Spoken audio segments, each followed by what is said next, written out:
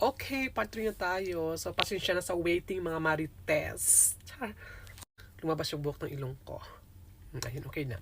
So, may bago akong upload na video. Yun yung nag-video ako during sa maliit na kulungan pa lang kami.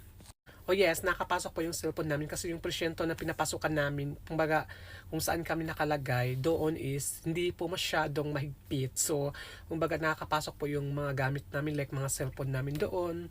Basta pasweet lang pinapasok, parang walang nakakaalam. So, every time may pupunta na bisita namin doon, yung cellphone ko kasi nakapasok dahil kay Jowa. Kasi Jowa kasi, nung pumunta siya doon, hindi siya kinapkapan. So, naibigay niya sa akin yung cellphone. That time na yan, sobrang depressed talaga kami noon. As in, katapos lang din ng hearing namin. At hindi pa po yung final hearing. Kasi nga, ang akala namin is i-deport na kami. Ang hindi namin alam ay ililipat kami sa malaking kulungan. And then, another hearing na naman for final hearing. Tapos doon na kami huhukuman. Ganun. Anyway, 5 years po yung sentence sa amin. Pero nakalabas po kami ng 2 years kasi nabigyan po kami ng royal pardon.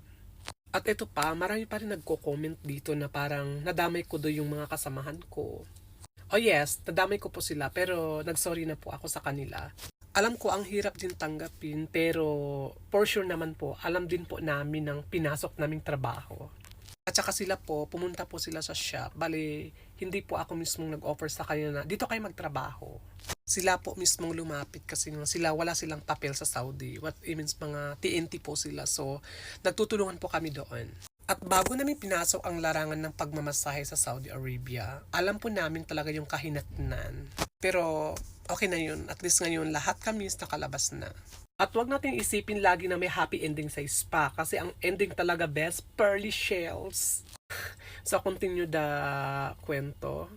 Nung interview namin dun sa public prosecution, I mean sa Niyaba, so ito na nga yung translator kasi namin, parang local siya, pero parang bakla din yung eksena. Tapos, yung prosecutor namin is babae siya na naka-hijab, ganun, naka-black lahat. Bali 3 lang kami dun sa loob during the interview. Ako, isang translator, pati isang nagta-type. Ilang beses din ako pinaamin ng translator. I mean, ilang beses din nila ako pinaamin pero hindi talaga ako umamin that time. Hanggang sa sinabi niya na, my friend, sabi na ganyan, I want to help you, sabi niya. Don't be scared, sabi niya ganun. Tutulungan kita, sabi niya. Pero tulungan mo din sarili mo. Aminin mo na ginawa mo to. Once inamin mo to, sabi niya, may chance ka na, I mean, tutulungan ka namin makalabas. Tutulungan namin kayo makalabas.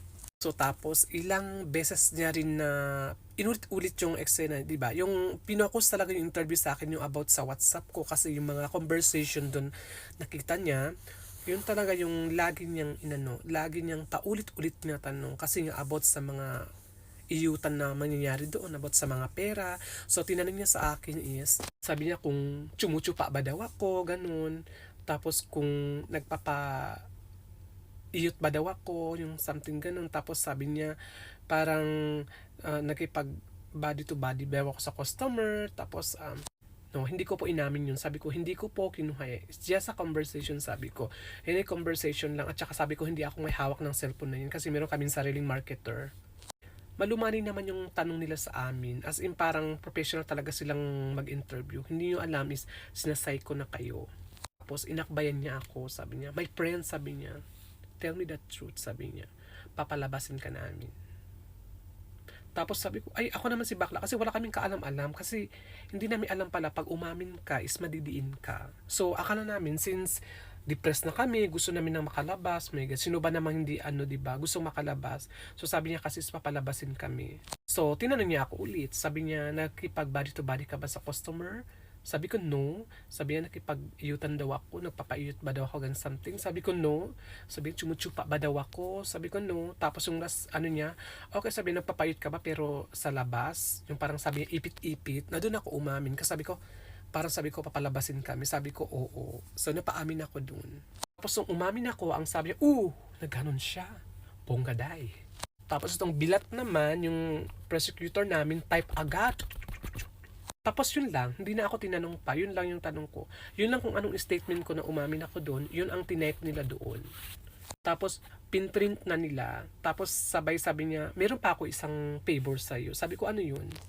Ang sabi niya, pwede mo bang pilmahan lahat ng mga evidence? I mean, pwede mo bang sabihin dito na, yes, ito, nagawa ko to.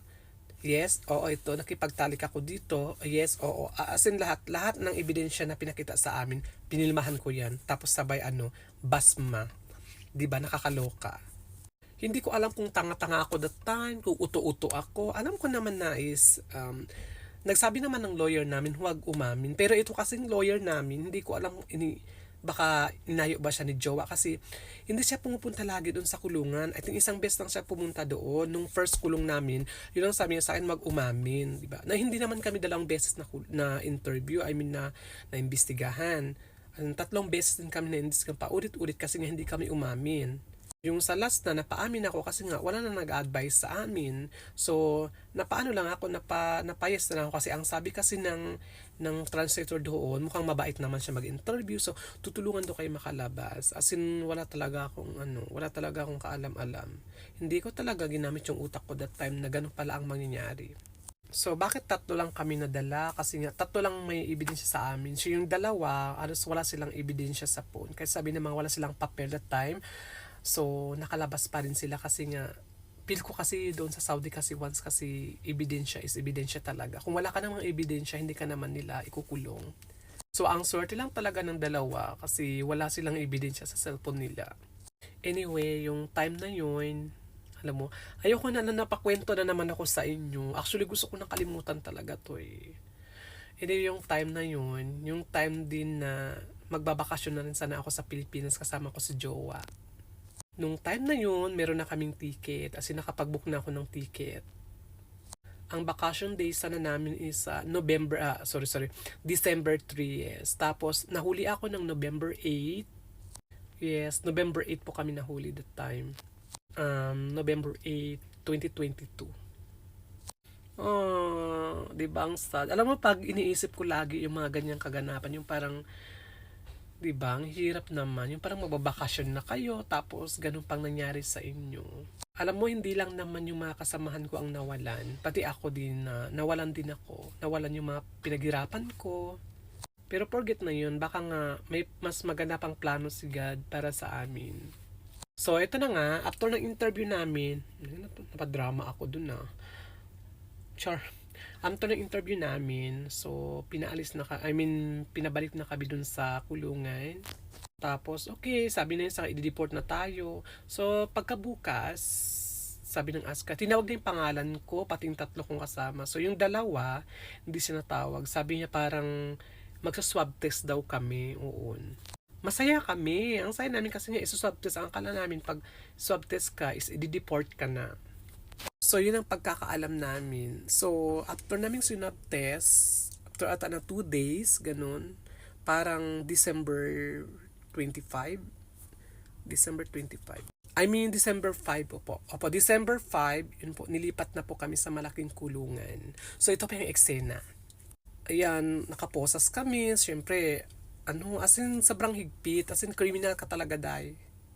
So, from Jeddah, tapos yung kulungan namin, bali siya nasa gitna siya ng disyerto. Hala, grabe doon, si Maloka ka talaga. Sa pagitan siya ng Jeddah at Makkah, I think mga 40 minutes siya from Jeddah. So, ang pangalan is ay Sumesi. So, sa Sumesi na yun, yung pagdating pa lang namin doon, nakita namin marami ding nakakulong. Oo. Tapos, nung kami ng next, pinasok kami dun sa maliit na room. Parang maliit kasing liit ng CR. Oo. Pinasok kami doon tapos pinahubad yung damit namin.